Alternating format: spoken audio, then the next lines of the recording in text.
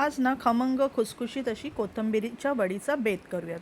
त्यासाठी करायचं काय, बाजारातून होताच तो गावठी कोथिंबीर असते ना, तर गावठी कोथिंबीरीची जुडी मिळाली तर चांगलंच आहे. तर अशी गावठी कोथिंबीरीची जुडी आणायची, स्वच्छ निवडायची आणि ती साफ करून ठेवून द्यायची. आता ही गावठी कोथिंबीर आहे आणि कोथिंबीर नंतर काय करायची, चांगली धुवून घ्यायची स्वच्छ पाण्याने, 3-4 पाण्याने धुवून घ्यायची आणि चाळणीवरती अशी निथळत ठेवायची. आता पुढची तयारी करूया. त्यासाठी बघा 15 ते 20 लसणीच्या पाकळ्या घेतलेल्या आहेत. सगळं मिक्सरच्या भांड्यामध्येच घ्यायचं आहे. त्यानंतर इथे साधारण 2 ते 3 टेबलस्पून सुकं खोबरं किसून टाकलेलं आहे. 3 हिरव्या मिरच्या आणि 2 चमचे इथे लाल तिखट घेतलेलं आहे. मिरची पावडर घेतलेली आहे म्हणजेच, आणि 1 चमचा इथे मी घेतलेला आहे धने जिऱ्याची पूड. अर्धा चमचा हळद टाकून घ्यायची आहे. यामध्ये सर्व हा मसाला एकत्रच वाटून घ्यायचा आहे. 1 ते 2 चिमूट इथे हिंग टाकून घेतलेला आहे आणि अर्धा चमचा साखर. आता यामध्ये चवीनुसार मीठ टाकायचं आणि मिक्सरला थोडंसं, अगदी थोडंसं पाणी टाकायचं आणि हे वाटून घ्यायचं आहे चांगलं. जेवढं बारीक होईल तेवढं बारीक आपल्याला हे वाटून घ्यायचं आहे. आता हे जे मिश्रण आहे आपल्याला काय करायचं आहे, कोथिंबीर वडीसाठी लागणार आहे. कोथिंबीर आता बारीक चिरून ठेवून द्यायची. बघा, जेवढी गावठी कोथिंबीर तुम्ही घाल ना, तेवढी कोथिंबीर वडीचा सुवास एकदम छान होतो आणि त्याची चवही तेवढीच वाढते. आता बघा, कोथिंबीर एकदम बारीक अशी चिरून घेतलेली आहे. त्यामध्ये जो वाटलेला मसाला आहे मिक्सरमधला, तो सर्व मसाला ह्या कोथिंबीरीत टाकायचा आहे.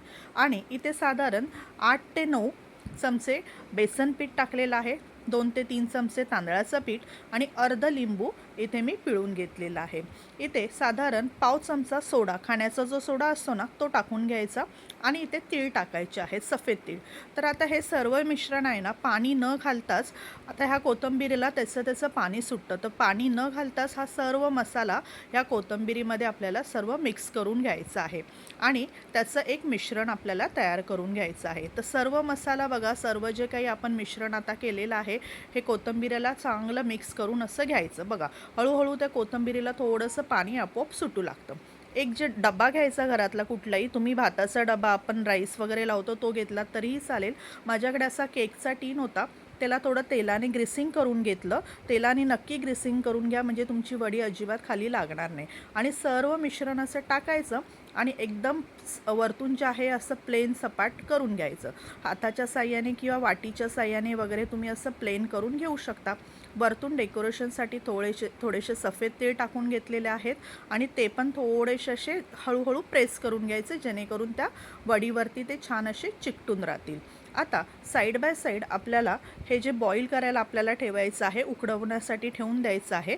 एक कढई घेतलेली आहे, त्यामध्ये थोडंसं लिंबू टाकलेलं आहे, जेणेकरून त्याचा तळाला काळी होणार नाही कढई.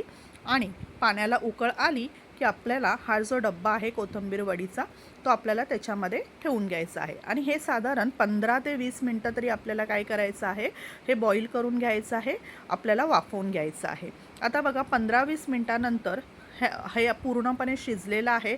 आता भांडं बाहेर काढायचं आणि थंड झाल्यानंतरच आपल्याला हे डिमोल्ड करायचं आहे. आता बघा, हे छान थंड झाल्यानंतर मी ह्याला डिमोल्ड करून घेतलेलं आहे. डिमोल्ड करण्याच्या आधी, हे वडी बाहेर काढण्याच्या आधी सुरीच्या साह्याने साईडला बघा, हे मस्तपैकी बाहेर आलेलं आहे कोथिंबीर वडीचं मिश्रण. पण बाहेर काढण्याआधी सुरीच्या साह्याने काय करा, त्याच्या कडा आधी मोकळ्या करून घ्यायच्या आणि एखाद्या प्लेटवरती हे जे भांडं आहे पालतं टाकायचं आणि फक्त टॅप करायचं. बघा, तुमची अख्खी छान अशी वडी पूर्ण बाहेर निघते. तर बघा, अशी कोथिंबीरीची वडी जी आहे आपली मस्तपैकी रेडी झालेली आहे. आता आपल्याला ह्याला शॅलो फ्राय करायचं, पण त्याआधी त्याचे तुम्हाला हवे त्या आकाराचे तुकडे असे कापून घ्या सुरीच्या साह्याने. मी असे छानपैकी चौकोनी छोटे छोटे पीस त्याचे करून घेतलेले आहेत.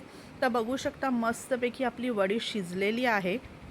त्याला सुरीच्या साह्याने तुम्हाला हवे तसे त्याचे पीस करून घ्या, छोट्या मोठ्या आकाराचे, आणि मस्तपैकी शॅलो फ्राय आपल्याला काय करायची आहे की ही वडी आता करून घ्यायची आहे. मस्त खमंग खुसखुशीत अशी ही वडी बनते. एकदा नक्की ह्या पद्धतीने करून बघा, तुम्हाला नक्की आवडेल. तर बघा, आपल्या ह्या वडी आता कापून झालेल्या आहेत. एक पॅन ठेवलेला आहे, तेल टाकलेलं आहे. तेल गरम झाल्यानंतर अशा वडी त्याच्यामध्ये सोडून घ्यायच्या आणि शॅलो फ्राय करून दोन्ही साईडनी घ्यायच्या आहेत.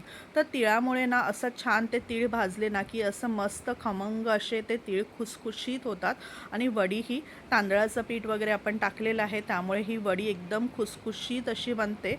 एकदा नक्की तुम्ही ट्राय करून बघा ही रेसिपी. आणि रेसिपी आवडली असेल तर जाता जाता आपल्या व्हिडिओला सबस्क्राईब करा, चॅनलला सबस्क्राईब करा, व्हिडिओ लाईक करा, शेअर करा जास्तीत जास्त आणि कमेंटही करा. ग्रीन चटणीसोबत मी ही वडी सर्व केली होती. तुम्हीही अशी ग्रीन चटणी बनवा. त्याची रेसिपी ऑलरेडी आपल्या चॅनलवर अपलोड झालेलीच आहे. तर तुम्हाला बघा रेसिपी आवडली असेल तर नक्की चॅनलला सबस्क्राईब करा मंडळी आणि व्हिडिओ लोकांपर्यंत जास्तीत जास्त शेअर करा. संपूर्ण व्हिडिओ बघितल्याबद्दल खूप खूप खूप धन्यवाद.